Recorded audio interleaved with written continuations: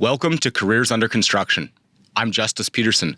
This podcast explores insights on building companies and careers from the ground up. On our first episode, we speak to Dom Costantini.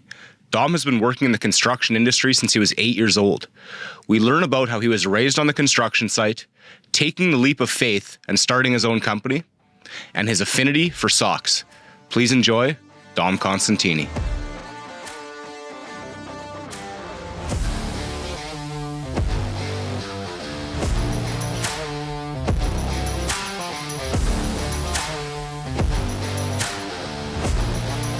So before we have anybody on our podcast, Amy, one of our producers, she's like our private investigator, does some research into people. Yeah. And one of the things that she came up to me with, and obviously I've seen this over the years, was she's like, man, this guy's got a lot of pictures of people that have he's made socks for, right? Tell me about like this sock thing. Like what was the driver behind that?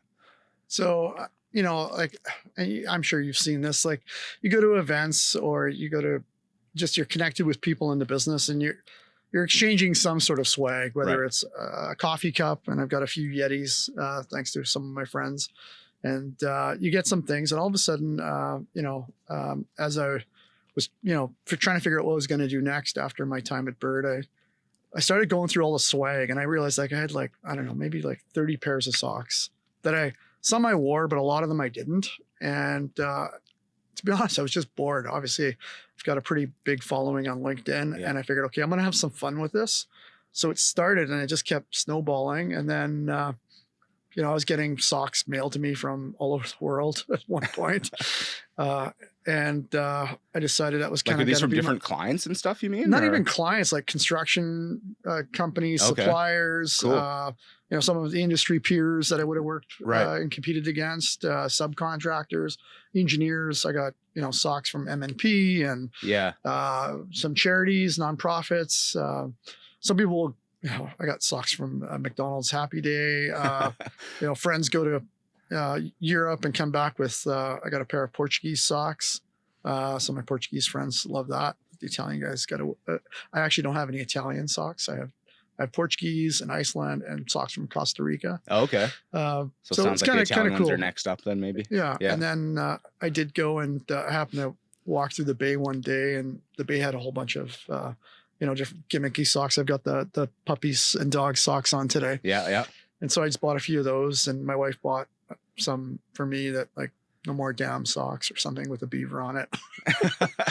And I ended up, giving a bunch of them that I didn't wear or that I gently wore, and I donated to homeless shelters and around Christmas last year. And I've kind of continued to do it. I've, builder socks. I did three years, and this year we did 2 different kinds. Nice. Which, by the way, I have a few pairs for you in the group here. Oh, awesome. And so we've been, I've been doing that just kind of as a thing for people you need something to stick. Like, how do you make people feel? I'd say the best part about the socks that I've gifted away or given to people is every once in a while I get a text message from someone, and they'll have their socks, and they're like, I use them, and I went for a workout today because I do the athletic ankle socks, or I went for a run. These are, jogger approved. I've got that from some people. And I think that's the fun part is, it doesn't just end with that pair of socks I've given someone. It's like a full connection thing, right? Yeah. You know what? I was going to wear mine today, but then I whipped them out last night. They're the ankle socks, the athletic ones. So I wore them to the workout today. Otherwise I'd have them on me right now. But right on. Yeah, no, that's great, man. Thanks. Okay, so let's get into your career then. All right. So obviously we talked about earlier, you started as doing concrete labor in the field, worked your way up. Let's start at the very beginning of your career. I've heard you before talk about how your father was in the business as well. Rewind us back to the beginning. Yeah. So if we go back to, the start, my dad immigrated here in the 60s, like 66, I think it was, and my uncles and my mom's side of the family as well. And a lot of them started working in construction. And so my dad worked with a company called Bert Construction, which was involved with the north end zone at Canadian Stadium at Polo Park. Oh, yeah. And okay. So he was a laborer there, and my uncle as well. And then they worked at the convention center. And so Barrett was building the convention center. And then my mom's side, my grandfather worked at Supercrete Precast, which is Lafarge, and my dad went there as well. You know, if you look at the Richardson building, all the aggregate panels on the outside of the Richardson building across the road here, right? Like my dad was involved with wire brushing all the cement off of the precast panels. No way. There's a few other buildings that have precast panels. So, you know, now like they would apply a retarder to the form liner and they would use a pressure washer or a sandblaster. Right. At that time, it was manual labor with a steel wire brush. So my dad's physically touched the panels on the Richardson building. I just remember as a kid, I'm always saying like I worked on that. And that's kind of thing you hear all the time with construction people is like, you know, I've worked on this project or I did something in this building. And that's a pride thing, right? You get to see the work that you're doing. Yeah. And so, you know, right around the time I was born, my dad decided to start a concrete company in stucco. So he had Mario's Concrete and Stucco. And he ended up, you know, hiring family and cousins and uncles and people that he knew in the community that could do the work. And they, you know, he ran a really successful business for many years. As a small kid, like at 8 years old, I learned how to, you know, drive stick and drive a dump truck or a little Case 350 crawler. And I got to, you know, I started finishing concrete at a young age. I'd be the, you know, in the summer I'd go and pass the edger and the float along the fence line. And by the time I was 16, I started, you know, I had my driver's license. So my dad would send me out to go and estimate, you know, mostly residential work. Okay. And so it'd be driveways, sidewalks, garage pads. And so, you know, we'd price about 1,000 jobs a year and book about 25% of the work. And most of it was in the southwest part of the city. And then, you know, I started to learn how to bid the work, started to learn how to manage the work. Right. And most of that was like flat work at the beginning? Yeah, mostly flat work. The odd little vertical work, some commercial work here and there, not a lot. We kind of.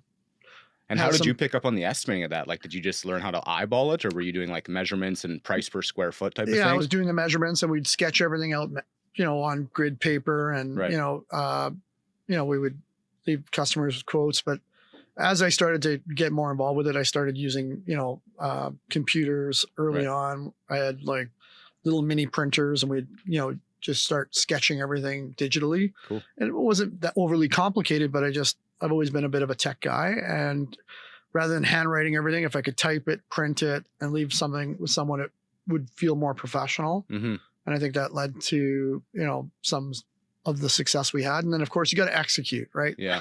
So big thing is pricing work is always, you know, it's the first step, winning the work, but then you got to deliver like on those commitments. And I think that's one of the things I definitely learned from my dad.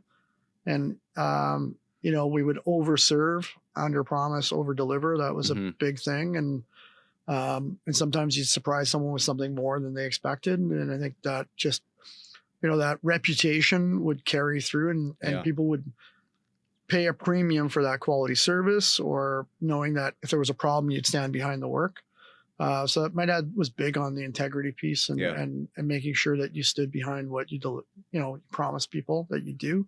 And he was big on that. And as I got older, like I started managing the job sites and the crews. And I've shared a story on other podcasts and with other people. Like, you know, I drive around in a Chevy Silverado, but like windows were rolled down. You're not using air conditioning. Like you cannot roll up to a job site in an air conditioned truck while the crew is doing the work, you know, in the middle of July. And it's just not something that, I think it's the empathy piece that sometimes people are missing. You might be in charge, you might be the boss, you might be the leader of, you know, a crew or a company, but in the end, like without those people, you're not that leader. Yeah. You know, you're not doing anything really. The people doing the work are the most important part of the piece. And I think they deserve the respect for the work, the hard work they're doing. And they're the ones that are making it happen really. Yeah, absolutely. You need someone to lead them and guide them and point them and direct them and, you know, coach them. And that is something that I think I picked up a lot of that from my dad and I was able to apply it. So I worked with my dad. What was the environment like when you were growing up with your father? Like, was there ever a time where he was like, because your kids go to university, right? You didn't. Was there ever a time where he thought about that? Oh, you did. Okay. I did. But you know, I think because I was going to university, but I didn't know what I wanted to really, like, I always knew I wanted to be in construction. Right. Like, I always felt like I like the tangible piece of it. Yeah. I like creating something from nothing, but I probably didn't really understand what was the right educational path to do that. Okay. So I was going to university kind of to probably please my parents, but I'm sitting there going, why am I here? Right. So I struggled with it. So Yeah. I ended up dropping out in 97. What were you taking at the time? I was taking mostly arts, geography. Yeah. Like I love, I enjoyed geography and GIS. I was in GIS, and Yeah. I just like, You just didn't have the passion, hey? Yeah. well, how am I going to apply this to what I'm doing? Right. And now, knowing what I know, obviously after that, like, okay, there's a great program at Red River College. Yeah. And probably, construction management degree program didn't exist then. Yeah. But if it had, that's the path that would have been right for me. Right. And I think the other piece about Red River College is a lot more, students are more mature there. Generally, they've tried some other things. Right. And if I could have gone to do construction management degree program at that time, which didn't exist, I think that would have been the ideal path. Yeah. For sure. Yeah, I think you're right there. Like, we do talk to a lot of people that have done a year or two of electives or geography or something at university, realize it's not for them. Then they've went into construction management or something at Red River. Yeah. But yeah, it's very rare you see somebody come right out of high school, know exactly what they want, go into carpentry or to do their CET right away. Yeah, exactly. So I think that would have been good. So I worked with my dad up until 2002. Okay. And, I needed a change. So I left the family business. It wasn't easy, but I think it was obviously, in hindsight, I definitely don't regret making that move. I grew a ton. I learned a ton. Mm-hmm. I spent about a year with Gibraltar Concrete, which is a division of, at the time, Mansfield. Now it's M Builds. Yeah, yeah. And that was a great experience too, where I got to focus more on the commercial, and ICI sector. Yeah, as opposed to the residential that your dad was doing. Yeah, right. So more commercial. I got exposure to the general construction side with M Builds, and then we were even doing some work for PCL and as a sub trade and. We had a great crew of workers there. And that was a great, I knew a ton of the guys that worked at Mansfield, and still friends with many of them today and colleagues that we work with. And then I left that and I did, because I wanted to just really spend more time on the GC side. So I'd applied at a few places, and Bird Construction originally hired me as a coordinator. They knew I knew the concrete side. The sense I got at the time was they wanted to kind of rebuild that capability. Yeah.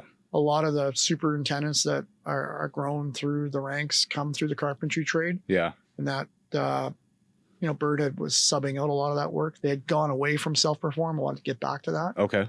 And so, I wasn't the only person involved with it. There's a whole crew of, team of people that were focused on rebuilding the construction team to self-perform concrete and carpentry. And like, that was an amazing experience to do that. And I started to learn things, the productivities, and I just learned a ton more. I spent a lot of time with estimators. I understood the feedback loop from the field to the office. Yeah. Yeah. I was acting as a coordinator with some of the PMs, and, it was pretty quick for me to move into a PM role. I think back in 04, 06, there'd be a PM and they'd run, 2-3 projects. There wasn't a lot of coordinators. It was a different time. I don't think, maybe I had an email address, maybe. Yeah. Like a coordinator back then and a coordinator now, do you find like they're very different positions, or is there still a lot of overlap between those two types of roles? I would say it's very similar. I would just say the amount of information is much higher now than it's ever been. Right. Like, I remember working on a retail project in Selkirk, and I think we had 23 change orders, which is like nothing. Yeah, not much. Yeah. Like site instructions and the drawings. I would say the buildings were not as complex. The systems, right? When you talk about energy efficiency and some of the technology that is coming into these buildings is changing.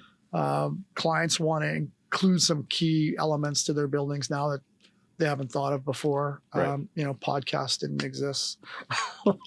Right. Yeah, absolutely. So I would say the type of work is very similar. I think flowing the information, making sure people have the right information is similar. Okay.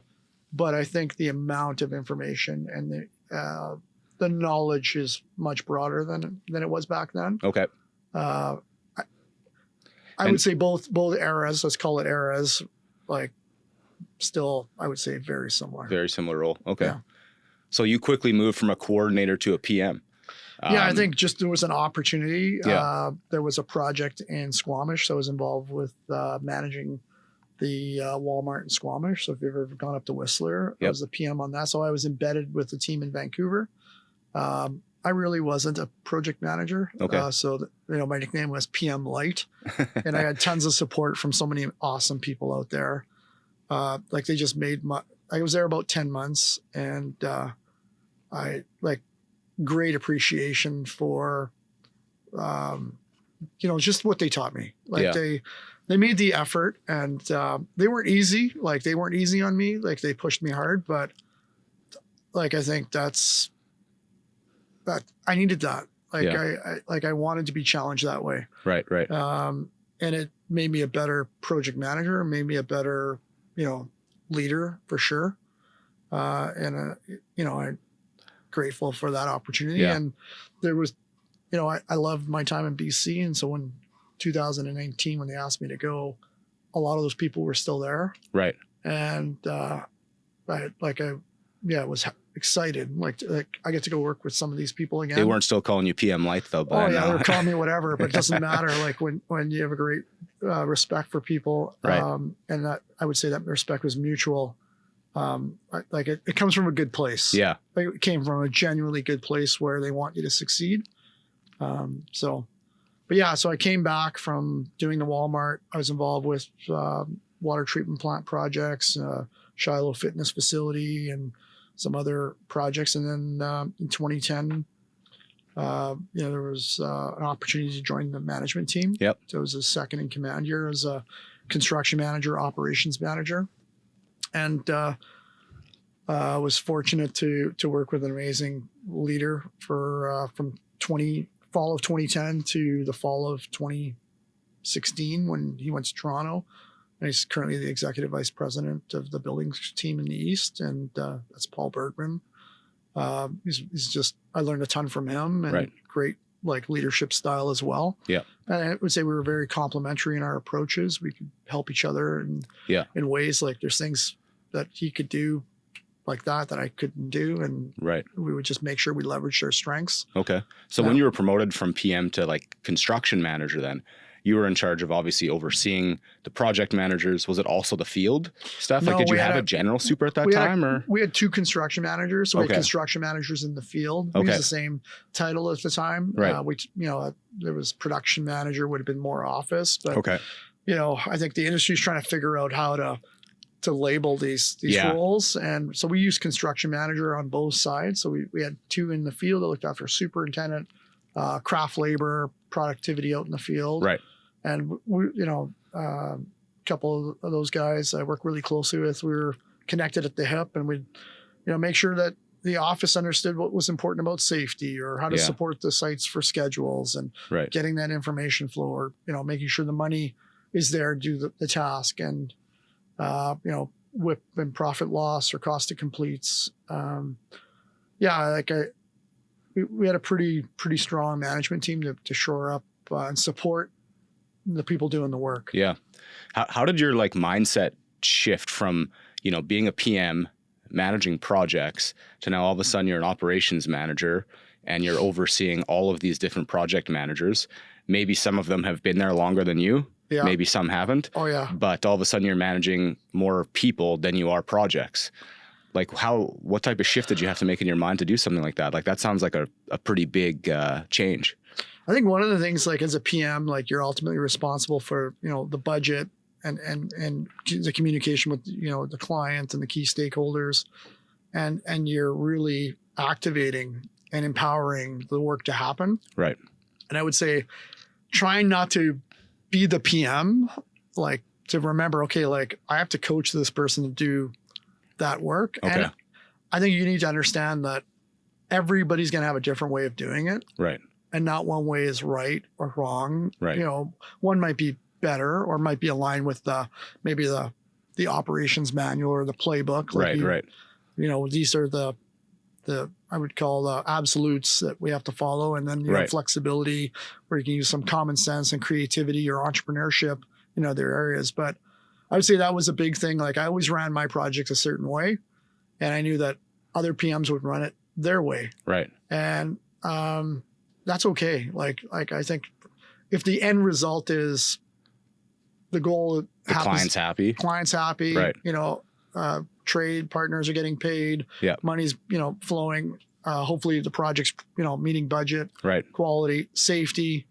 I think we coached I would call the coordinators and some of the, you know, the earlier, you know, call it the novices to kind of work in a way that was efficient maybe for the business, but for the, you know, 30-year vet, there's things they're going to do a certain way, and you flex to that style, and that's okay. Right. Yeah. As long as they're following those processes, like, there's a monthly report due. Right. That's happening no matter who's doing it, but we'd like them to be consistent. Yeah. Especially if we're going to read, you know, a report that's going to an executive team, it's got to be consistent. So we, you know, Paul and I, we always said clear, consistent communication. Like you need to be consistent and disciplined, and eventually people know what you're expecting.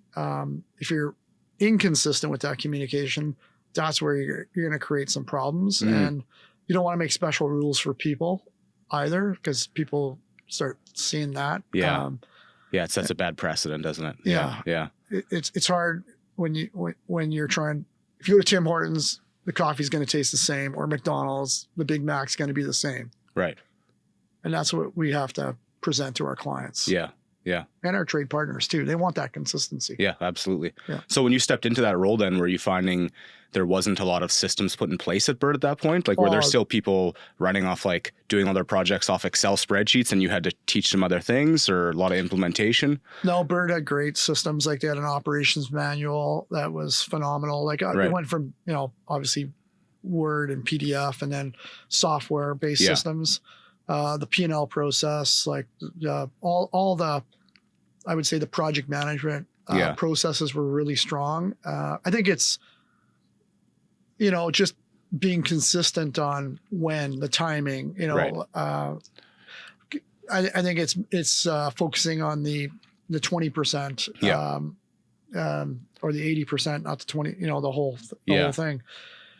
So I would say we were really, and a lot of organizations have those processes and structures. Of course, with technology, it changes. I know For sure. that, you know, when we went to Procore, that was something new. And, you know, there's new software every month. All the time. And so many different companies, like they go through that curve differently, right? Like I look at it as, in my perspective anyway, there's like tier 1, tier 2, tier 3.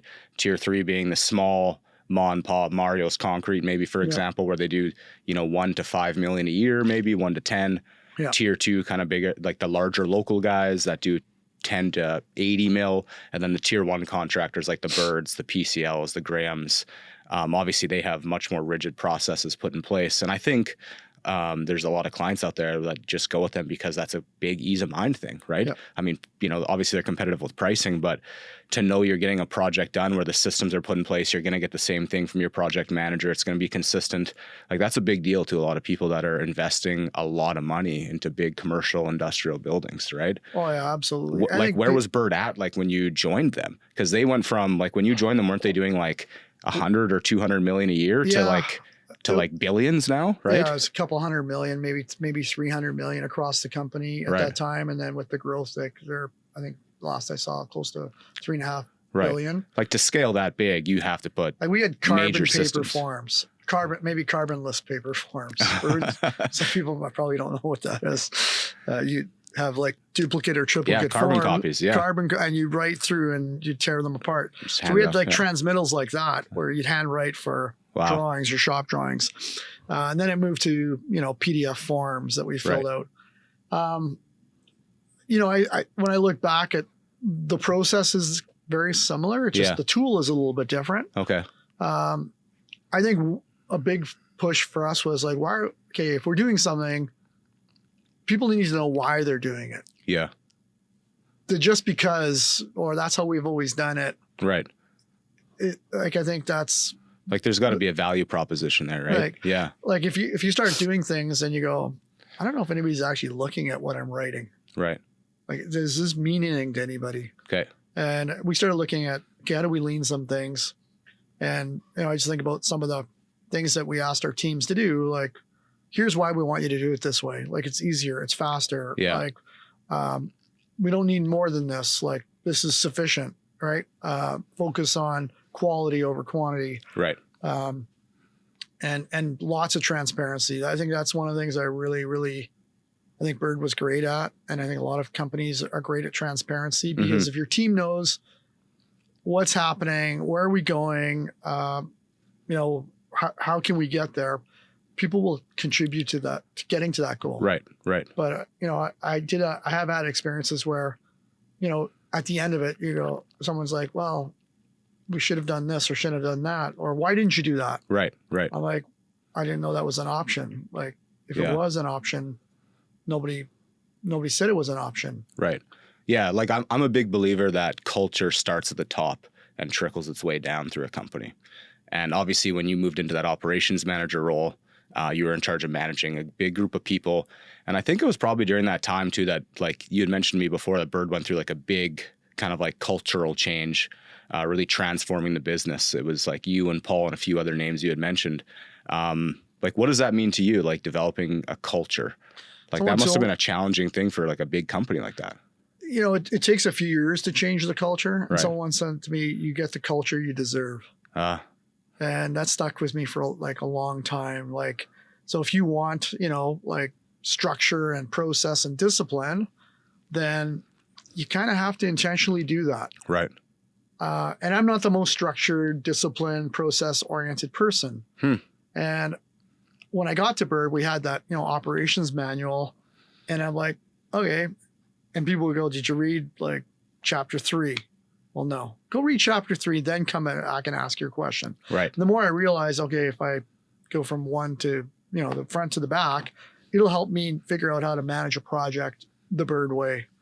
And I think that kind of sets a tone. And the minute someone puts that book on the shelf and doesn't pay attention to it, then don't be surprised that's going to be a different culture. Of course. Right. Or if you don't make safety a priority. Right. And I think that's probably the best example where the industry has shifted, where safety is very important. Yeah, definitely. And, you hear all sorts of, people are saying, well, safety costs money. I'm like, no, it absolutely does not cost money. It's the best value, the best return on investment you can make in any business, because the minute you do have something significant happen to someone that you work with, someone that maybe you hired or that joined the company the same day you did, and their life has changed or their family's life has changed, what would you pay to go back in time to reverse that? Yeah. Can't put a price tag on that, can you? Can't. Or a time limit.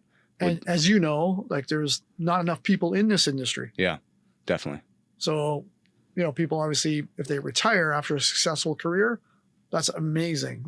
Like, we don't want them to retire too early, because we need them. Definitely. And they could still stick around after they hit a certain age and still continue to work part-time and mentor, which I've seen tons of that happen in our industry. But we just can't afford to lose people from the industry because they were injured or, God forbid, worse, or felt, this is not a safe place for me to work. I'm going to go change my career. Right.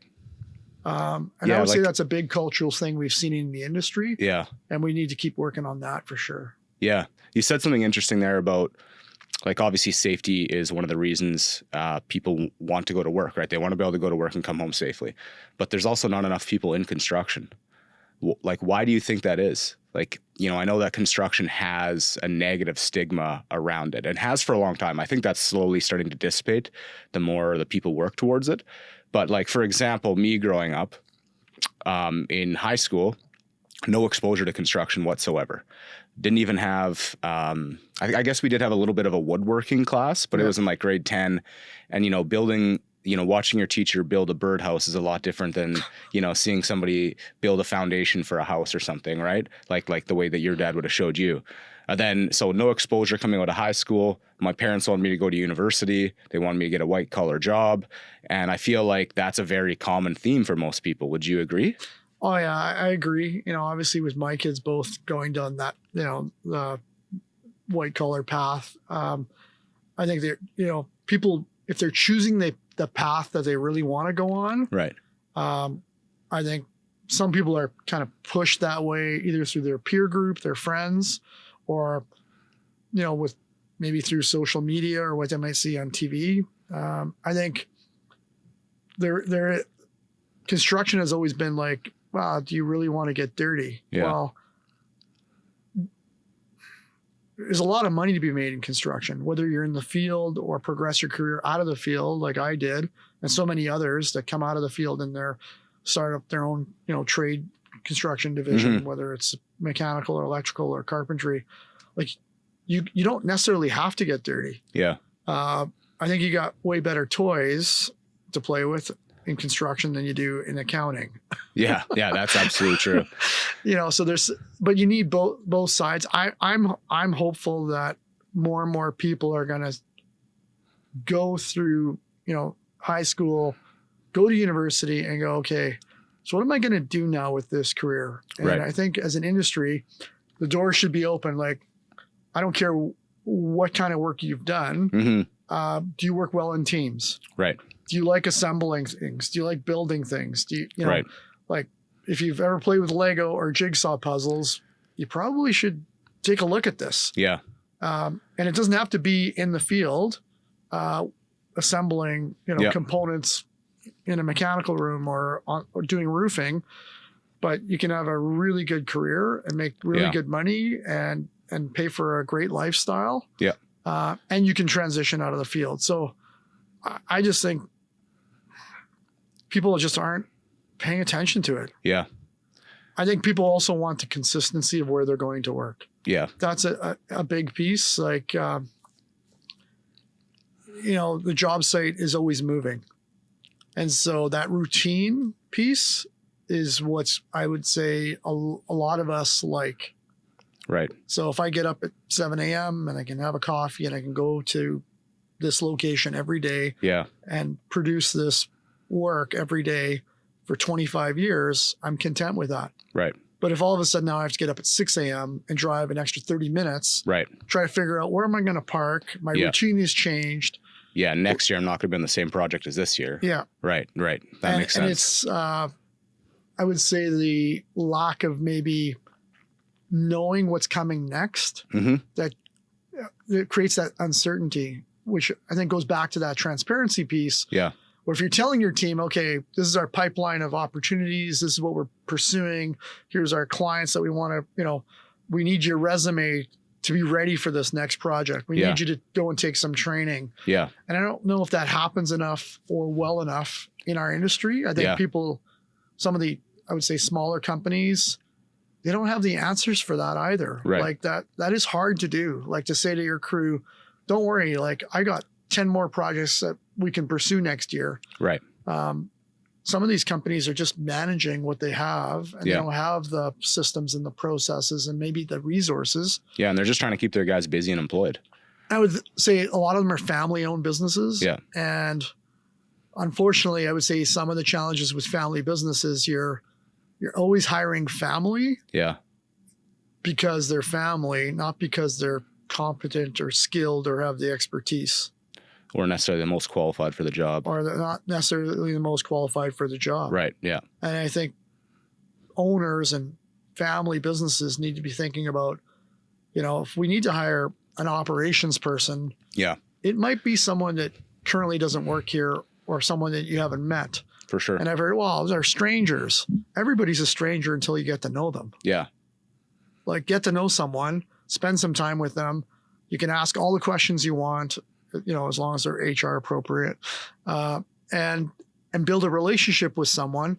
But then you got to create the process, the governance, the systems, the checks and balances. You know, they don't have to operate your company in complete isolation and control everything. Yeah. They can be another asset to the team, and you just leverage their knowledge and skills and pay them appropriately.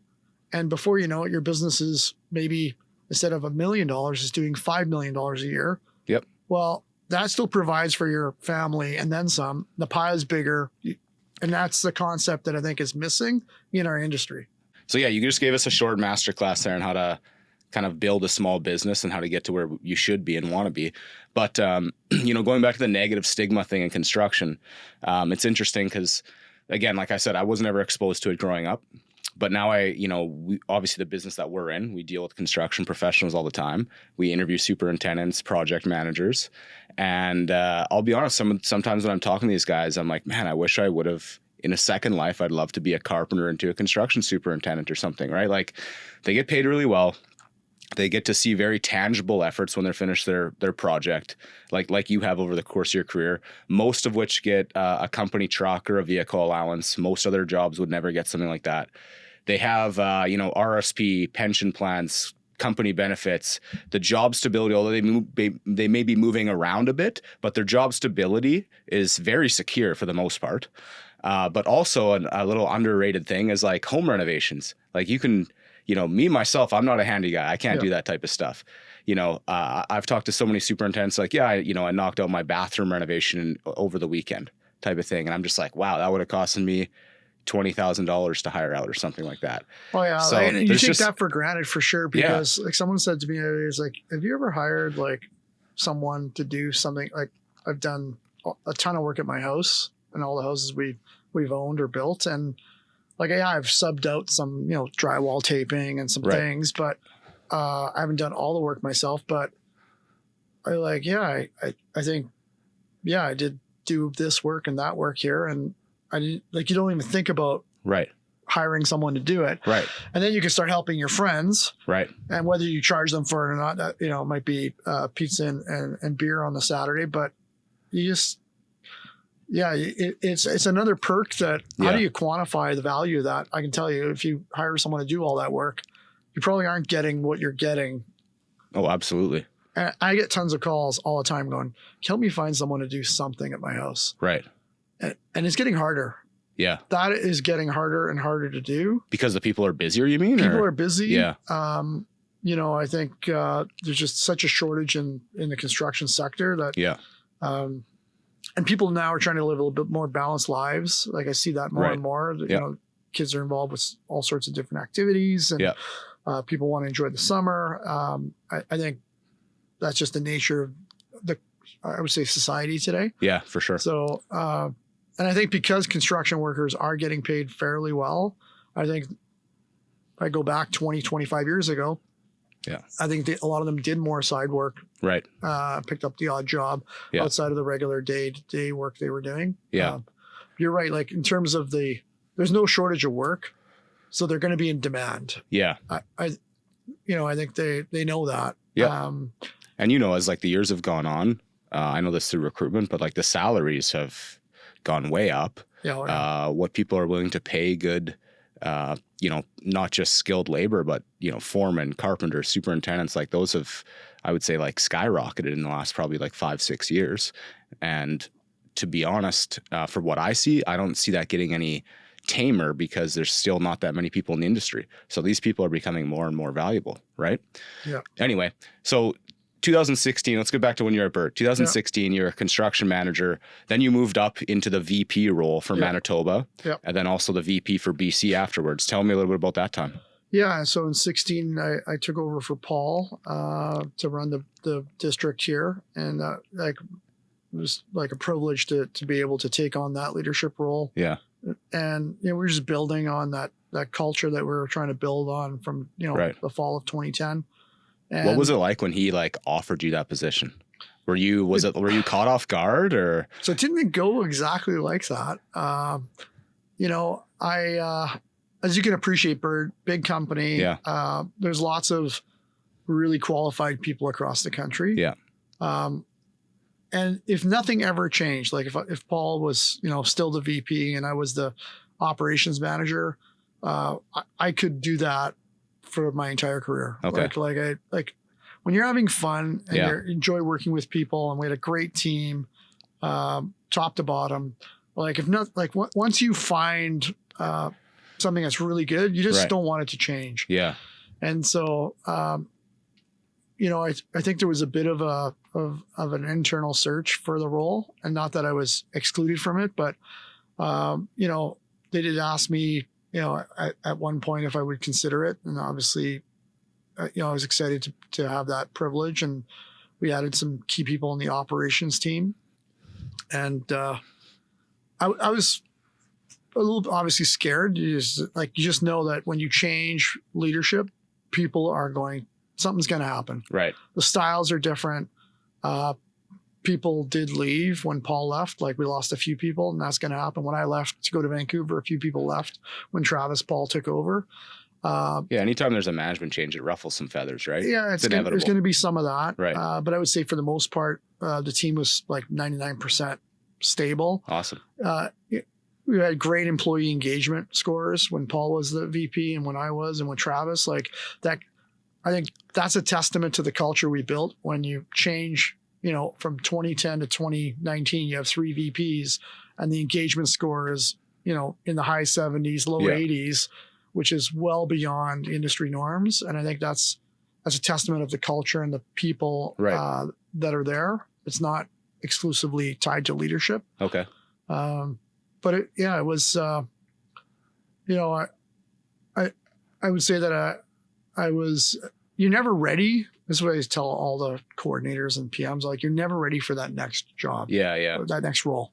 Yeah. Like if you think you're going to be ready for that next role, you've probably been in the current role for too long. Right. And so, yeah, you can either be comfortable or you can grow, but you can't do both. I would say the great thing about Paul and, you know, the culture that we had at Bird is transparency piece. You got to see a lot of how things get done. Right. So you have this mentorship, like we had this, you got to build your replacement. So you got to coach the people around you to be able to step into your role. Like if you win the lottery and you're going to keep coming to work, or if you decide, you know, to do something different, like you got to leave the place better than where when you found it. Right. And I think Paul did that for me. Like he was, and then of course I reported to him anyways. Yeah. And every once in a while he'd be there to help me. Okay. And then, in January of 2019, we were in Toronto, and they asked me if I would consider going to Vancouver. And, you know, that was a tough decision because we had an amazing group here, family here. You know, I knew there was an amazing team out there, and I wanted to be, I was ready to take on a bigger market and try something new. And I knew that, you know, there was a bit of a culture shift we wanted to work on there as well. And we had that opportunity for a couple of years, even during the pandemic. And I felt like I felt that the team would be able to do what it needed. Like I didn't need to be here anymore. Right.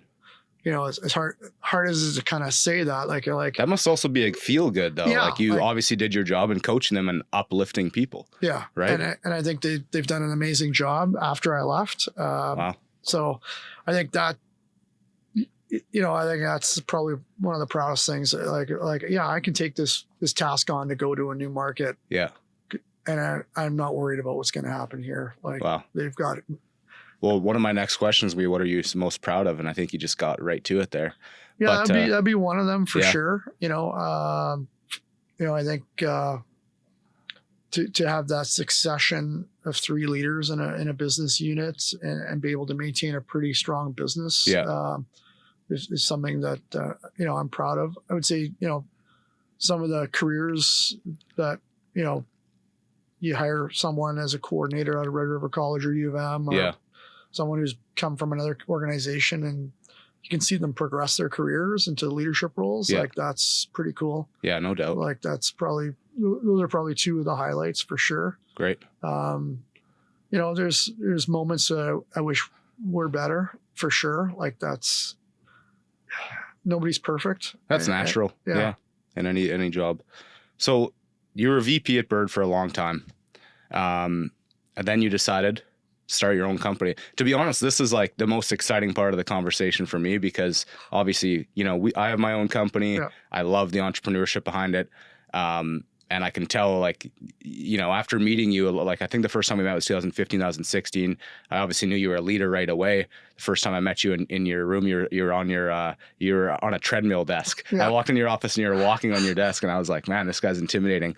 But you just seem like a great business owner, because you're so well connected. You have a lot of empathy. You just know what you're doing. Like, how was that when you took the leap from going to Bird to starting your own company? You know, I admittedly, I knew I needed to change. Yeah. And I actually didn't know what that was going to be. Right.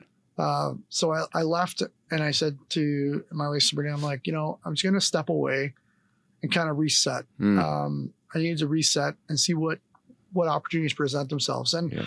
you know, I did explore opportunities with some of the, you know, different construction firms. Yeah. And you know, great relationships with so many people at Bird. Like, we left, you know, that there was no burning of a bridge or anything like that. Yeah. Still have many friends there. And I needed to kind of reboot. And in March, you know, I left at the end of January. By March, I started to get calls about some fractional work. So I'd done some fractional work. Okay. Which there's still opportunities to do that kind of work in the construction space. Yeah. We're helping business owners kind of maybe put in some of the processes and operational things that they need. Yep. So we did that for a little bit, and then started to get calls from clients to help with projects. And even some architects and engineers were like, there's an opportunity in this market to help clients with their capital projects. Okay. Initially, I was a bit hesitant to do that. Like, I wasn't sure if that's what I wanted to do. But the more I talked to people, and the more I realized, okay, there's an opportunity here, and I got to create something the way that I want to create it. Yeah. As you know, like, it's hard to start a business from scratch. I've gone through some peaks and valleys. Yeah. And that's all right. We're still here, which is good. We've got, you know, four team members now, and we've got a few projects we're managing for clients. Awesome. And we've completed some small projects. We've been involved with some bigger ones, and definitely figuring that out has been really fun. You know, everything from software to banking and insurance, and just some of the process stuff that you need to put in place to operate the business successfully. I wouldn't say it's exactly where I'd like it to be, but it's coming along really well. Yeah. And I think the next few years is going to really be exciting as we continue to build the business, grow, add some pieces, offer more, you know, more to our current market here. Yeah. I think that's what I'd like to see. I do have a team member who's based in Regina, so we've got opportunities to help people or clients in Saskatchewan. Oh, great. We've done some work out west as well. Some small little tasks and assignments with some teams. What's been like the most rewarding thing about being an entrepreneur for you? The most rewarding thing. I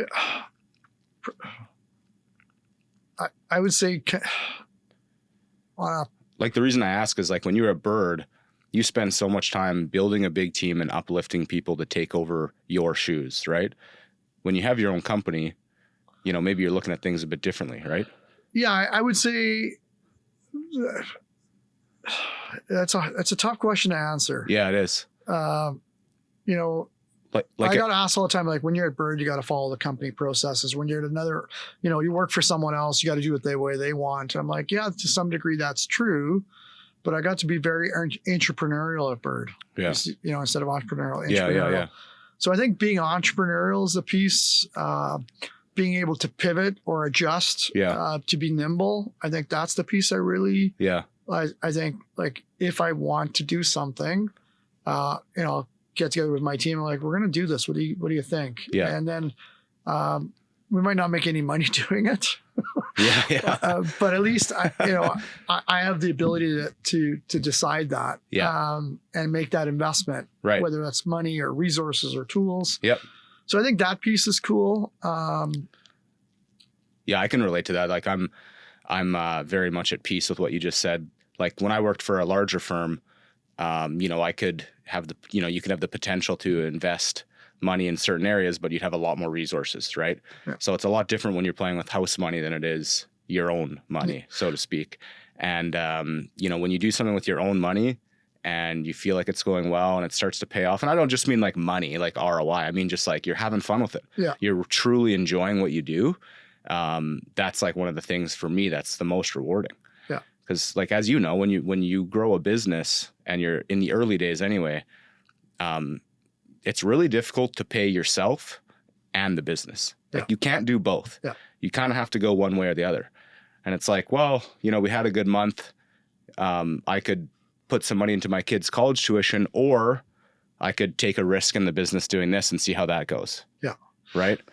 And that's the piece I would say that it's been probably the most fun is to be able to do some of that strategy and planning.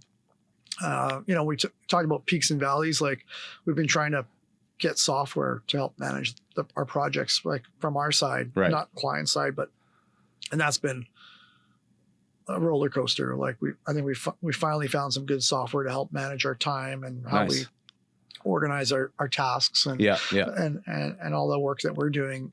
It's not there yet, but it's definitely, I can see the light, and it's definitely, it's good. Yeah. And our team's going to, you know, been implementing that since March, and nice. We're going to push through the last probably 6 weeks to get it finished across the line and be fully integrated into our business. So wow. I think that's exciting. I think the other piece is the flexibility that I can pick and choose, you know, what I want to do and who I want to spend time with. And we don't need a ton of work. Yeah. Feeding the machine is definitely hard. Yeah. I got asked a lot, you know, start a construction company and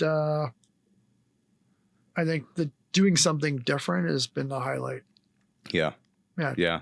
Yeah. Feeding the machine. That's an interesting way to put it. And you're right. It's hard. Do you you're very active on social, like particularly LinkedIn. Yeah. Like, do you feel like your posts and your investment into LinkedIn, like, does it help with your business in your industry specifically? Oh, 100%. Yeah. I had one client last year just messaged me out of the blue on LinkedIn. I've been following you for years. You know, we have 3 little projects. Can you come manage them for us? Right. Wow. Like, wow. Wow. You know, I know this person, like I've engaged with them, right. you know, at events and stuff. Yeah. Yeah.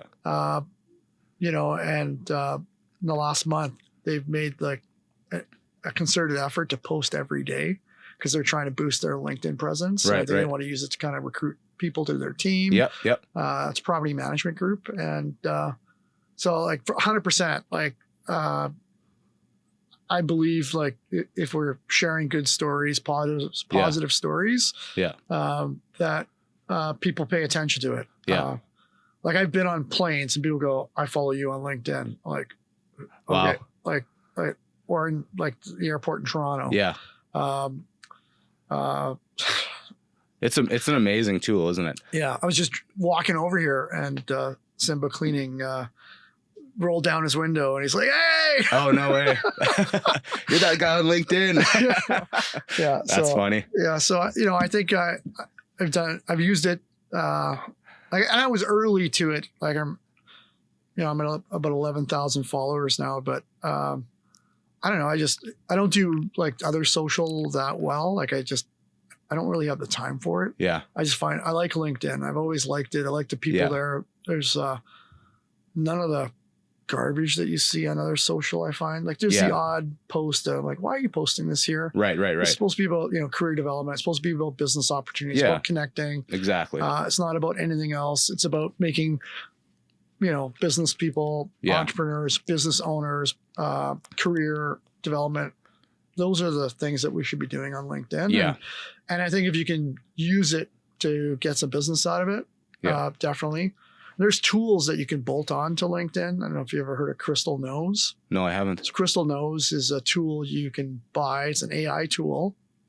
And a lot of like Fortune 500 companies use Crystal Knows. And it'll give you a playbook on selling, on demoing. It'll give you like scripts to phone people, give you scripts for emails. So it scours like your social media, and it'll tell me your disc profile.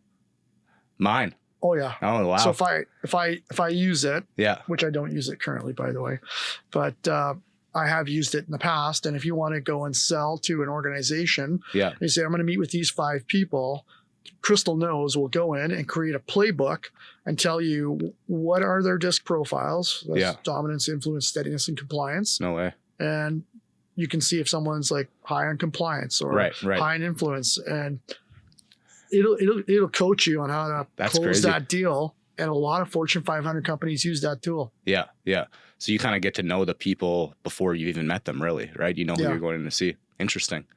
Yeah. I mean, obviously follow you on LinkedIn, have for a long time.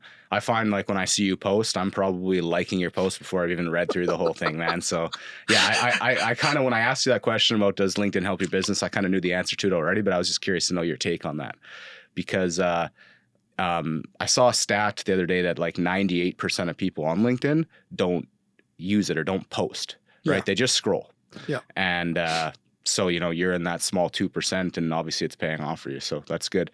I think your brand, whether it's a business or yourself, like if you're doing proposals or you're trying to pitch someone, I think that's a way for them to really get to know you. Yeah, absolutely. And if a client's trying to buy your services and you're consistent everywhere, I just know that the minute we submit a proposal, I'm like, oh, that's interesting. They're looking at my profile. Right. So whatever's in that proposal better match my profile. Yeah. Yeah. True. And it's like what you said about the leadership at Bird, right? The transparency piece. When you post more on LinkedIn, people begin to trust you. Yeah. The transparency is there and people buy from people they trust. Yep. Right. So yeah, it all ties together. One last question before we wrap up, Dom.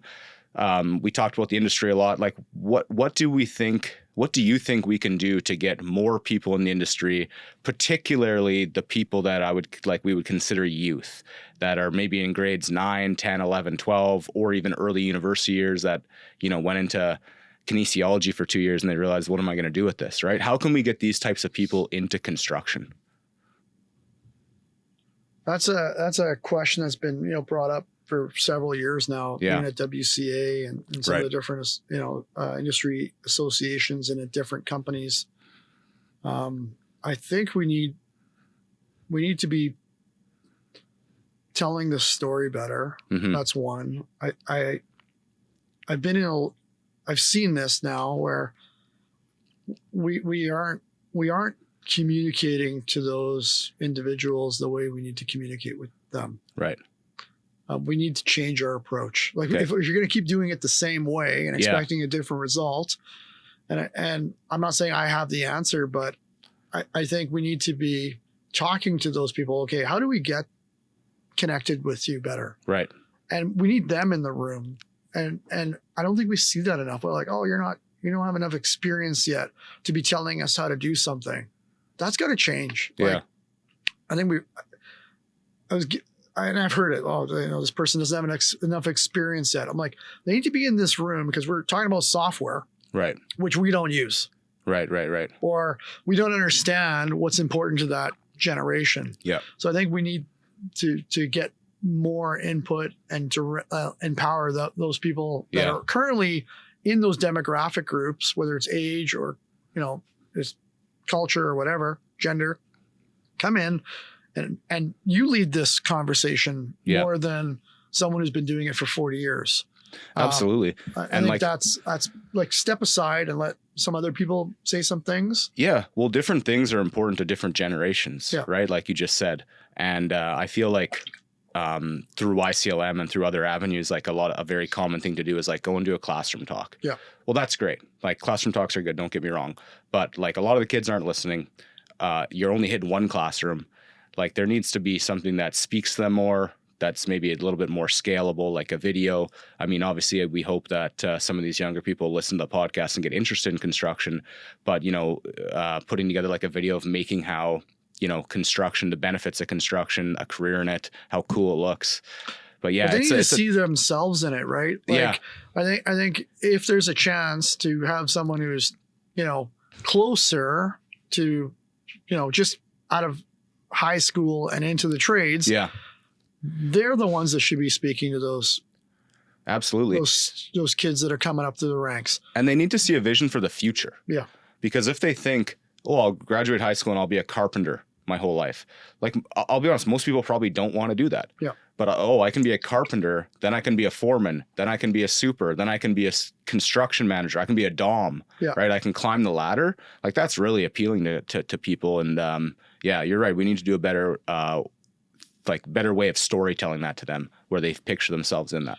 I think we need to, and we're not seeing this yet. Like, we need to use more technology for sure. Like, I think that's a challenge in the industry. There's so many different software tools out there, but AI is going to be that's the future. Like, we need to be paying attention to that. Yeah. Obviously, if you look at prefabrication and additive manufacturing, and like robotics, like all those things are coming as an industry and as business owners and as construction, contractors.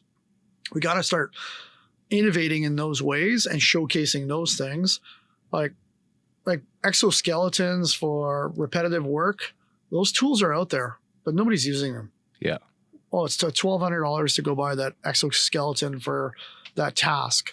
Like, that's nothing if you extend someone's career by 5 years because they don't have some injury from a repetitive motion they've been doing for 8 hours a day on your job site. Yeah. Like, we should be making those investments because people are going to look and go, wow, like, what is that? Like, you probably saw my post. I was at the Tesla factory in Fremont, and the robots and all the tools that the workers are using. Yeah. Like, they're not picking up 100-pound parts. They have a device that picks it up, places it there. Like, they have all sorts of equipment that we should be using on our projects. Yeah. Like, there's like it's common. It's available. Yeah. We just have to start acting on it. Right. Because then there's this discussion about like proper washrooms and potable water and warm, wash your hands and a good lunchroom. Like, make the place the right way. Make it inviting. Right. Professional. Yeah, absolutely. That's what we need. Okay. I think that'll change. That'll attract more people for sure. Awesome. Dom, it's been a great conversation. Thanks. Thank you so much for joining us on our first episode of Careers Under Construction. We're definitely going to have a part 2 because I feel like we could sit here for a long time. We'll do it again. Thanks, Justice. Appreciate it.